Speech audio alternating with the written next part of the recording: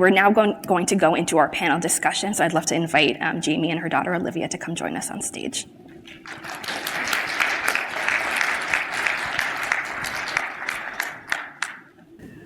All right, so to start off, Olivia, good morning. Can you tell us a little bit about yourself and your journey with intestinal failure? My journey has been hard at times, but I try to focus on all the positive things that came out of it. For example, I met my two best friends through our shared medical experiences in at Ole. All right, great plug for Ole. So whoever is not familiar with the Ole Foundation, I'm on the board of the Ole Foundation. We have Andrea here from Ole. Wonderful organization that focuses on all nutrition support, so oral, enteral, parenteral nutrition support. And we have a wonderful conference coming up in June, so we'd love to see all of you there. But it's a really a conference that's meant for patients and getting to know patients. And I've learned so much just by talking to pediatric and adult patients at that conference. So Jayme, from your perspective, parent perspective, what has been the biggest challenge in managing your child's medical care? Well, for me, I have two children on TPN, and I can honestly say that the biggest challenge has been access to nutrition. So my children don't have short bowel syndrome. Olivia has mitochondrial disease as her unifying diagnosis, but gut dysmotility primarily is affected. And then my son has a connective tissue disorder. So justifying the need to access nutrition without having a clear-cut textbook definition has been extremely challenging. And it's changed our whole dynamic as a family, just constantly having to advocate and stress the importance and the need that even if, and for a long period of time, Olivia wasn't diagnosed, that despite not having a diagnosis, my child can't gain and grow on her own. So how are we going to support her and help her? So that's the biggest challenge, but I would also say just finding your team too. Like, you've got to find your A team, you've got to find the people that you can trust, and then, work from there. So it's all about finding the team that is going to really give you their ear, and they don't have to fix it. They just have to be willing to take the journey with you. One of the slides I talked about the caregiver burden and the number of hours that families spend taking care of their child with TPN. Do you think that was similar to what your experience has been with both of your children? Yeah, no, absolutely. So with Olivia, she started from infancy. We knew there was a problem, but the PN is very time consuming and very complex of a therapy to manage at home. So it is a full-time job. I did take a step back from working for several years just to maintain it and educate myself and learn how to best support her. But also learning how to ask for help. So that was a big thing. Around when she started, like with school age, we wanted her to go to a traditional classroom setting. So because of her complexities and the need for such assessment all the time, we did enlist shift care nursing.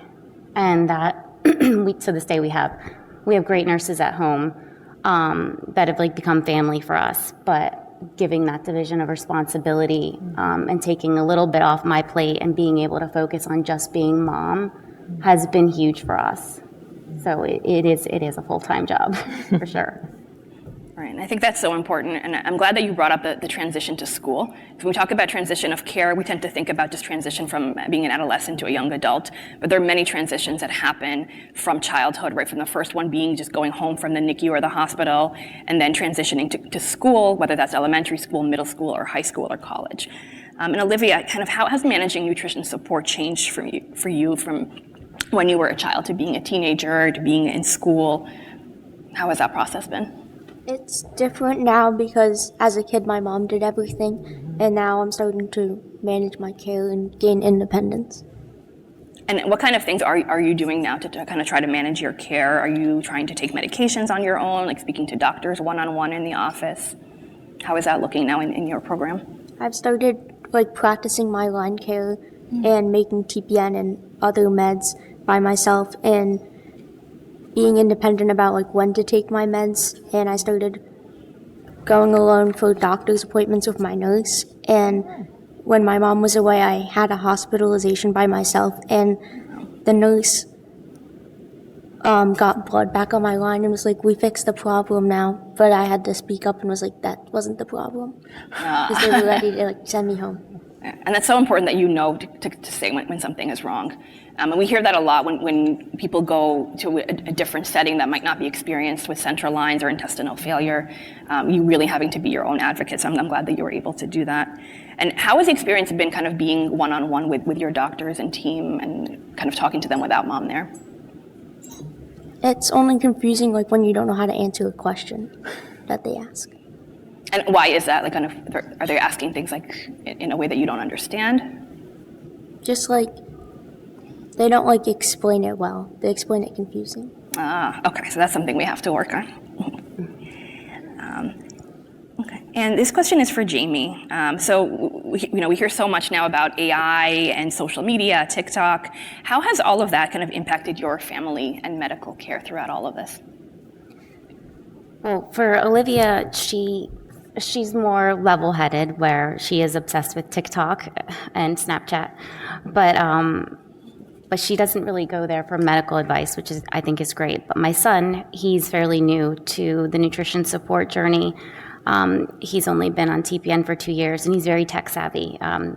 So he was 12 when he started having his challenges, and now he's 14.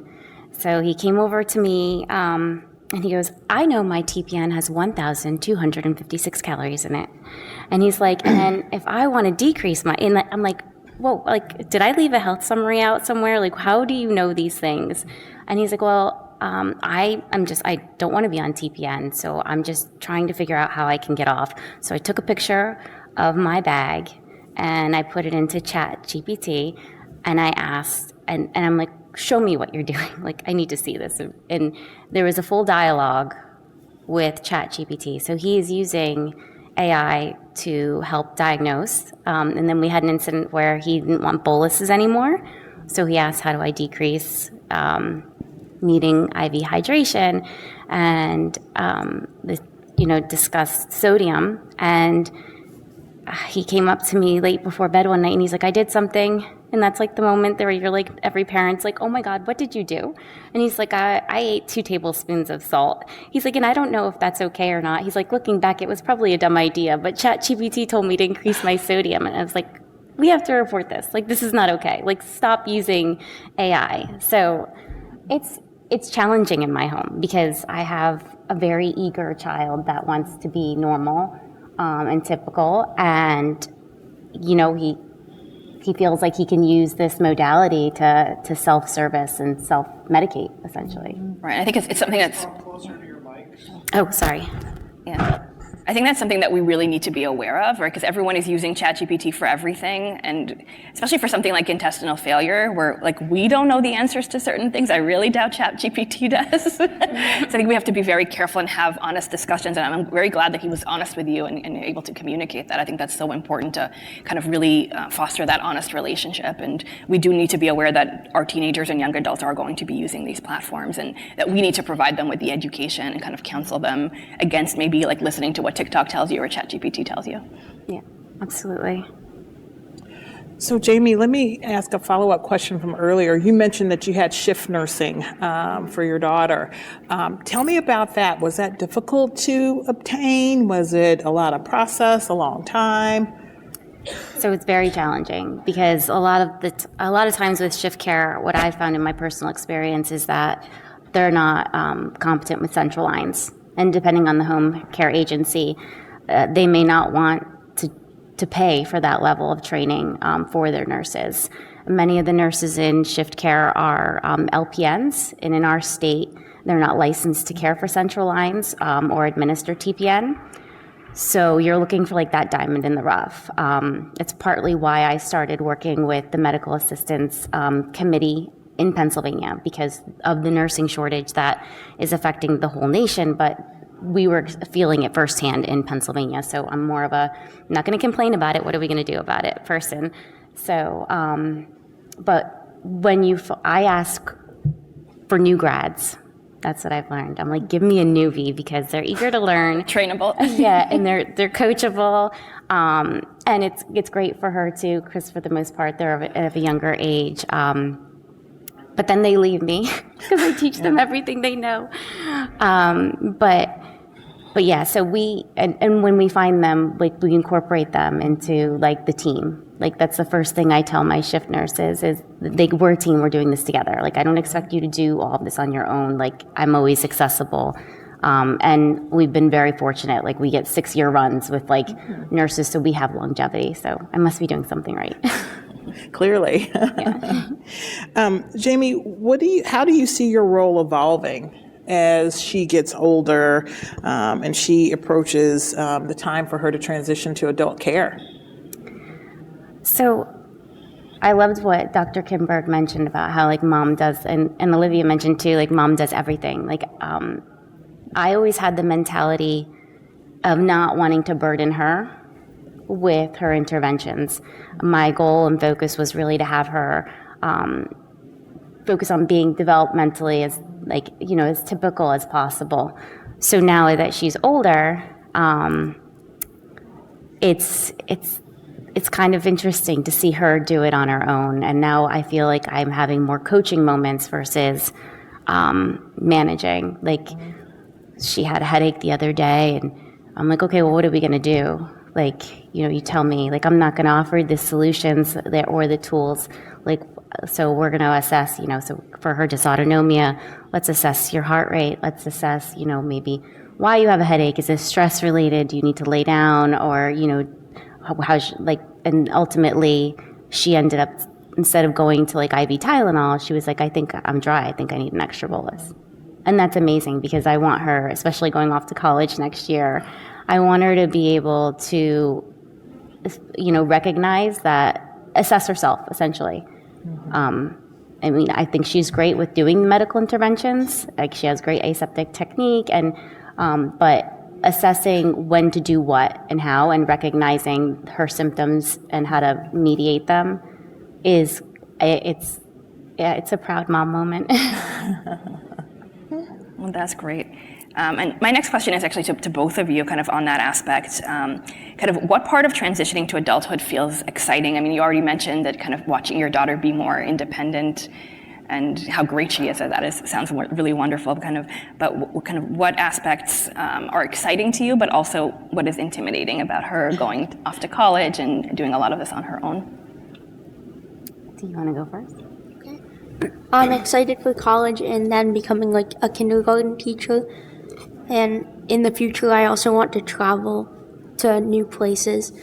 But something that feels intimidating is mastering my line changes because I haven't practiced that enough yet. And I'm worried about when in college, if my medical supplies gets delivered late, because it usually gets delivered at like 2 o'clock at night. And then it would be harder to get it because I'd have to go outside in the cold. So, our home care company does not deliver at 2 a.m. Just to preface, but yeah, I can see that like home supplies is really stressful. I mean, when that package have to be. Yeah, but when that package doesn't show up, I mean, it creates a lot of anxiety, and oftentimes it's after hours because you've given them the benefit of the doubt that it's coming. So I think that she's seen that panic of not having the supplies that she needs when she needs them, and then going off to college and having to manage that on her own. And we did talk to Penn State Housing Services, so they're going to drop off in the mailroom. They don't drop off to the dorm. So she's gonna have to learn how to get a cart and take it to her dorm, which I think she'll be okay with, but that's definitely an anxiety-provoking thing. But for me, with her transition, I'm excited for her to be independent. We didn't really get a handle on her care until she was 4 years old. We were in and out of the hospital. Honestly, I wasn't sure if she would make it. To being able to go off to college. So I'm just so proud of her and her resilience and the fact that she's been able to get to this point in her life. And I'm just so excited to see, what she's going to do.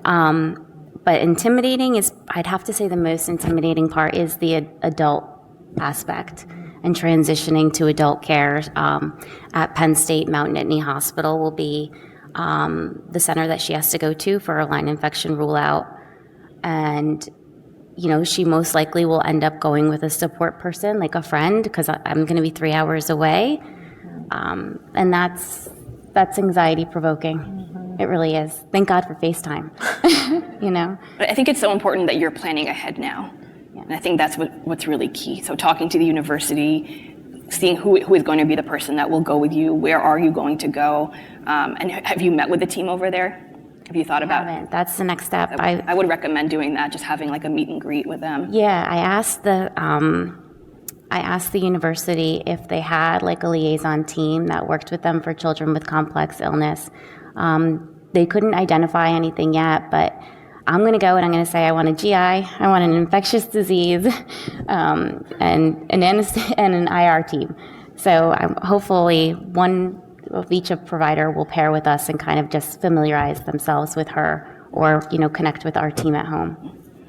And how has your pediatric team kind of helped with that process, or have they? Our home PN team is great. They're very supportive, but the transition piece is lacking. So, for instance, Olivia started doing her own line care, and I was away. I was traveling for work, and she got a line infection, which was incredibly stressful. So when we had our next clinic appointment, we went through the assessment of kind of like a point of failure, like what has changed, what's going on differently, is there any different stressors at home, or what's going on here? Because she's had 3 line infections throughout her whole time of having a central line. One was like skin breakdown, and then one was hospital acquired, and then I believe it was like a reinfection of that same back. Like it was I feel like it was yeast and it was on her braces, but I digress. Because they opened up her abscess and she got an infection again. But anyway, sorry, I lost my train of thought. We're talking about the pediatric team and yeah, so they're like, what's changed? And I'm like, well, she started doing her own care. That's the only thing that's changed in our household.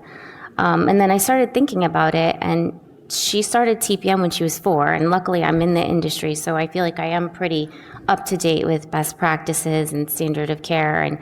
But I'm thinking there's no re-education for us, and then we're expected to transition this responsibility to our children, and there's no clinical oversight. And I had just re-gone through an education because of my son going on TPN, so I was re-educated and sent home. But I'm like, why don't we do this regularly? Why aren't there annual, if things have changed, or when you're ready to start that transition, why isn't there a program where there's a competency check? So I reached out to the community because I was like, I hope I'm not independent in these feelings. And I was able to capture over 100 respondents that stated, there is no clinical oversight. Usually we're not discussing this until it's too late, until there's an infection. So we're not being proactive. And then we do a root cause analysis to try to find out why. Yes, yeah. So the consensus was, and I completely agree, I'm not off base here, is that yes, parents do need to be the head person in that process, but we would love to make sure we're doing it right. And also to have that clinical check-in, because she's going to listen to you as a provider way more than she's going to listen to me. I'm like, did you wash your hands? Oh, I hand sanitized. It's okay. So that accountability and making them feel like they're giving them the confidence by having that skill check, I think would really impact. I think that's so important that you bring that up, because when we first send patients home from the hospital, we have a very detailed discharge process. Some of us have discharge checklists. Sometimes we have huge binders that we go through with the parents, teaching them how to do all of this over a span of weeks, checking that they're doing it, again, having the nurse watch everything. And then how can we expect your adolescent to do this just by you having to teach them? I actually want to ask a question to the audience. With a show of hands, who in the audience feels comfortable doing TPN and teaching that to your patients? We have like all the steps. Like, do any of you here feel 100% confident teaching that in clinic? So this is how, not just the washing the hands, but this is how you do the TPN disconnections. This is how you draw up all the additives. Not a single person. Okay. Only people that are actually doing it. Yes. So I think that is a wake-up call for all of us. And that was a wake-up call for me when actually one of my dads had to do TPN for the first time because the mom was in the hospital having a baby. And he also didn't know how to do this. So we actually did a training session in clinic. And that was a wake-up call for me that, the bags don't come just as like yellow bags, right? All those vitamins, the vitamin K, the vitamins come in 2 different vials. How many people knew that in the room? That it's 2 vials that you have to draw up. Like, I didn't know that, and like half the room here didn't know that. So how can I expect my teenager with my thiamine deficiency, right, to know that? Unless we're showing them that you actually have to draw both of them up every single day. So if we don't know that, how can we pass that information on? And I think that's where the knowledge gap is. And we have to figure out how we're going to do this. And idea I just had for Oli could be like doing like a hands-on session for teenagers on how to actually do this. That would be a great opportunity to do like the teaching. And then we could all take that back to our home institutions and kind of copy that. No. So you had mentioned one of the things it sounds like you would have liked your providers maybe to start this transition period a little bit earlier. Is there anything else? You have a whole room full of healthcare providers here. What else would you tell us that we should consider doing as our children or our patients are being transitioned to adulthood? So I think one of the most important things is really opening the floor for communication and making sure, like, I know you can't, like, personally on every level know everything about each patient, but really taking that time, because children, especially like Olivia, who have gone through so much, have a lot of medical PTSD. And they're dumb, like some of them, like my son wants to talk about everything, but he's new. And maybe some children do, but my daughter's over it. She doesn't want to talk about it. She doesn't have a lot of trust in the medical community, and she's a hard shell to crack. So it takes a lot, and being able to establish that relationship so that she can feel comfortable reaching out directly to her providers. Mm-hmm. And like that's what we're really working on right now is how, like, I can't be in the room all the time. Mm-hmm. So you really need to figure out how to identify your champions and trust them. Because, there's the good and the bad, but when you find those good doctors in your A team, like, you have to be able to invest in them as much as they're going to invest in you. But I feel like, unfortunately, because of everything they've gone through and because they're still developing and growing, that puts a bigger burden on the pediatric team to really acknowledge that. And the social stressors, like being bullied at school or, having siblings or wanting to have a boyfriend or a girlfriend. Experimenting, potentially like going off to college and experimenting with drinking, even though you're not 21. I mean, it happens. Mm-hmm. Like, how do you manage those things, especially when you have a child that needs hydration and And this is where we need to have the honest discussion. Yeah. We know people in college are going to drink, and so we need to kind of be proactive and have a discussion on how to do it safely. Yeah, I mean, in my professional position of just managing patients with quality of life issues, I had a 32-year-old woman who was new to her diagnosis, and she was like, I'm going to a wedding, and she's like, I don't know what to do. She's like, I think I'm going to end up in the emergency room tomorrow morning or the next morning. And I'm like, why? And she's like, I'm going to have some cocktails. She's like, and I'm probably going to get dehydrated and need something extra. And I was like, why don't you talk to your doctor? I'm like, you're over 21. Like, you can enjoy cocktails. Maybe. I was like, if your doctor says you can. But like, she, even an adult, was worried like that would be like, oh, like, I shouldn't be doing that, so I shouldn't talk about it. Yeah. But she was going to do it anyway. So, yeah.